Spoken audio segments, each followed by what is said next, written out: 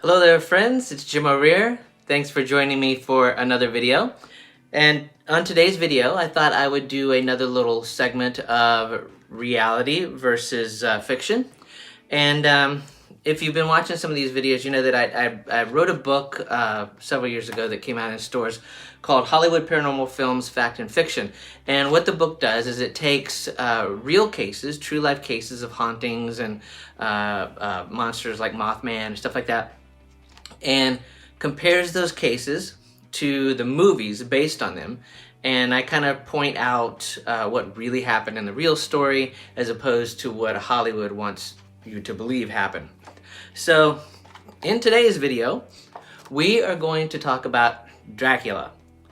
And I know Dracula walks a fine line if it's paranormal or not, but it is a great example of someone taking a real life case and making something fantastical out of it. Now, I'm a big fan of Bram Stoker's novel. He wrote the novel back in the 1800s, and I've been fascinated with it all my life. So it should be no surprise that I love the movies based on Dracula. And my two favorites are the 1931 version with Bela Lugosi and the 1992 version with Gary Oldman. And I think the two of those combined with Stoker's novel really combines a lot of the real life elements with the fantastical, and kind of shows you how this Dracula that we know now was created. So let's take a look at the real case versus the Hollywood version of the case. I'm assuming that everyone watching this video is familiar with some form of the Dracula movies, but for those that need a reminder, here's a quick recap. The tale begins with Jonathan Harker, a newly qualified English solicitor that's journeying by train and carriage from England to Count Dracula's crumbling remote castle on the border of Transylvania. The purpose of his visit is to provide legal support to Dracula for a real estate transaction overseen by Harker's employer. At first seduced by Dracula's gracious manner, Harker soon discovers that he has become a prisoner in the castle.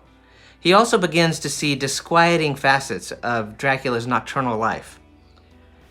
Dracula eventually makes his way to England, where he begins to menace and woo Harker's fiancée Mina and her vivacious friend Lucy. It's not long before Lucy begins to suspiciously waste away, and the help of Professor Abraham Van Helsing is called upon. Van Helsing discovers the cause of Lucy's condition, vampirism, and performs multiple transfusions in an attempt to save her. Lucy eventually dies and rises again to stalk the villagers, causing Van Helsing to track her down, drive a stake through her heart, and behead her. Around the same time, Jonathan escapes from the castle and returns home, marrying Mina and joining Van Helsing's crusade to destroy Dracula. After Dracula learns of Van Helsing's plot, he takes revenge by biting Mina several times and infecting her with the vampire's curse. He then flees back to his castle in Transylvania, followed by Van Helsing's group, who manage to track him down just before sundown and stab him to death in the heart, freeing Mina from his spell. Before writing Dracula, Bram Stoker spent 7 years researching European folklore and stories of vampires. He borrowed several things he had learned about an aristocratic Transylvanian prince known as Vlad the Impaler to help create the story of Dracula. Vlad, who ruled the territories that now constitute Romania, was born in 1431. He came from a native ruling family. Very little is known of Vlad's father's early life beyond the fact that he was born sometime before 1395. He was also named Vlad and was called Dracula due to his affiliation with the Order of the Dragon, dedicated to fighting Turks.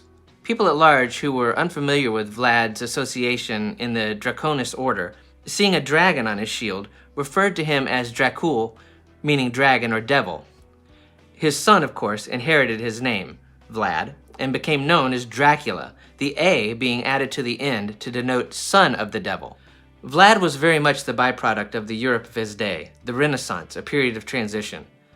One of the most terrifying inventions associated with this time period was that of gunpowder. It revolutionized warfare by making killing much easier. From the Renaissance period forward, wars involved paid professionals who had little or no concern for the sanctity of human life. They were taught to kill, not maim. No distinction between civilians and soldiers was to be made. In addition to warfare, the Black Plague was running rampant and continued to ravage Europe. The brevity of life during this time helps to explain the cruelty and low regard for human life exhibited by Dracula. There's an ominous side note to this that could have easily been dismissed as a child's harmless curiosity were it not for Dracula's future reputation for impaling. He showed, at an early stage in life, a morbid curiosity in watching from his first-floor bedroom criminals being led from the jail to a place of execution by hanging. The early impressionable years of Dracula's childhood were dominated by lowly midwives and wet nurses. They were in charge of drilling into his mind the lesson that he and his brothers were different from ordinary mortals and, depending upon the fates, might be destined to hold an exalted station in life. Both formal education and accidents of politics were responsible for molding Dracula's complex personality. At age 11, Dracula and his younger brother Radu were turned over to the Turks as prisoners by their father as an effort to maintain peace in his country. This further cemented in Dracula's mind that life was cheap, especially when you couldn't even trust your own father. For the next 6 years, they would live as prisoners, with the duress toughening Dracula's character and making him hard. When Dracula's father was killed in battle, he was set free. His Turkish masters told him that they considered him a candidate for his father's throne and made him an officer in the Turkish army. When Kazan, Dracula's former chancellor, eventually gave Vlad a detailed account of his father's brutal slaying and news of his brother being buried alive, Dracula took an oath that he would not rest until he had avenged these crimes and killed Vladislav, the man responsible, in person. The first opportunity presented itself when Dracula was 17 years old. Over the course of 3 mid-October days, a large battle took place that resulted in a serious defeat for the Hungarian army led by Vladislav. Given this decline in power and prestige, Dracula was able to make his first major move towards seizing the throne. Dracula realized that he could only stay on the throne so long, and the Turks were in control of the situation. But after achieving victory in battle, valuable time was lost burying the dead instead of advancing towards the enemies. Vladislav managed to escape capture during battle and removed Dracula from the throne only 2 months after his rule. Dracula went into hiding, using help from his many political contacts, and worked his way back up through the ranks. By mid-July 1456, at a time when the Turks and Hungarian forces were locked in battle at Belgrade, Dracula engaged Vladislav in combat. Dracula had the satisfaction of killing his enemy in hand-to-hand combat. By August, at the age of 25, Dracula was back on the throne as prince. In Dracula's quest for power, one of the central issues he posed was his relationship to the boyar class. Power had always been shared between princes and boyars. Given the brevity of individuals' reigns, political sovereignty tilted heavily in the favor of the boyars, who were, up until Dracula's time, encroaching upon the authority of the prince.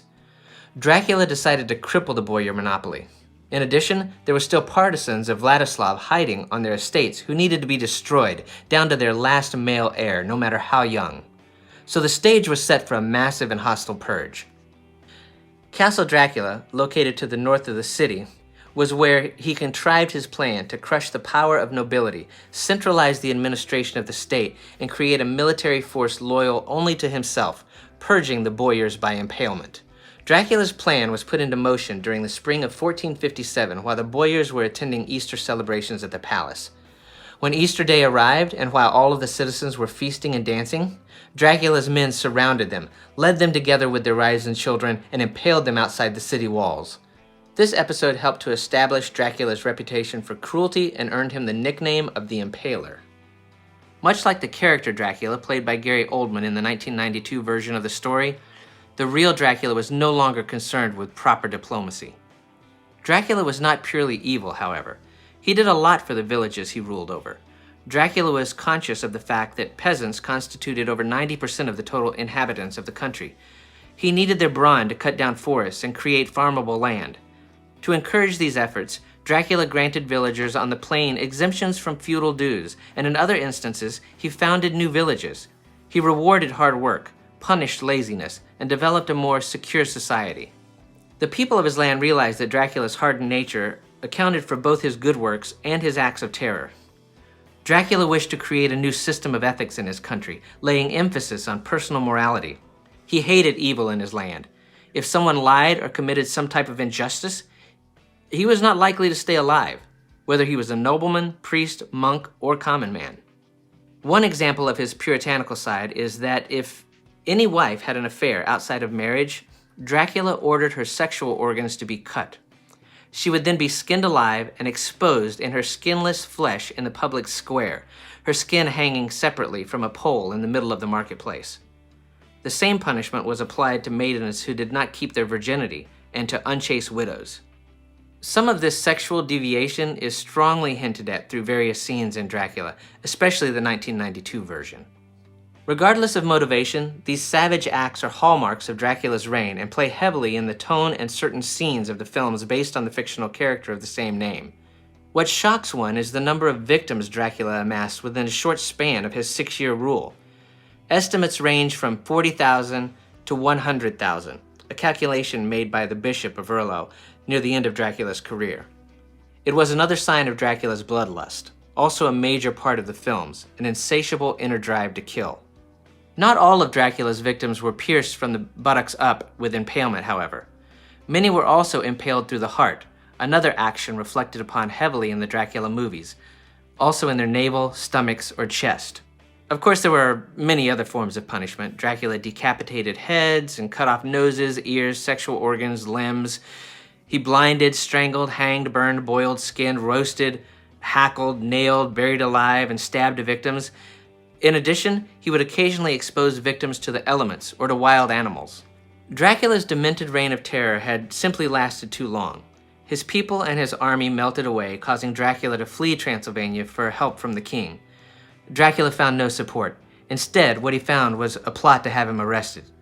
He was imprisoned, and his actions were examined by the courts for 12 years before it was determined that he was not guilty of any crimes.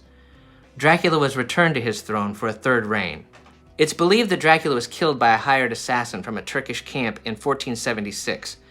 The Turks wished to have vengeance against the one that had been against them for so long. They hired a Turk to act as one of Dracula's servants with the secret mission of killing him. The Turk was instructed to cut off his head and bring it back on horseback to the Sultan. Dracula's head was later exposed on a high stake at Constantinople for the populace to witness. It is reported that after Dracula's body was buried, it disappeared, giving Stoker another paranormal tie-in to Vlad rising from the grave as one of the undead. So as you can see, the real-life case of Dracula is really just as fascinating as the fictional character that is loosely based on him. I don't know, between Stoker and the filmmakers, they really created a story that is, it's historical and horrific and romantic all at the same time, and that's not an easy feat for a writer. So it's great. It's great history. It's great storytelling. It's great filmmaking to bring this character and all the elements of this historical case made fantastical to life. So I hope you have enjoyed this video. If you have, just click on the little like button there to like the video, and then also click on the subscribe button, and you will be notified of when more videos will pop up on this channel. Usually every 3 to 4 days or so is when I'll do one. So thanks for watching, and I hope to see you next time.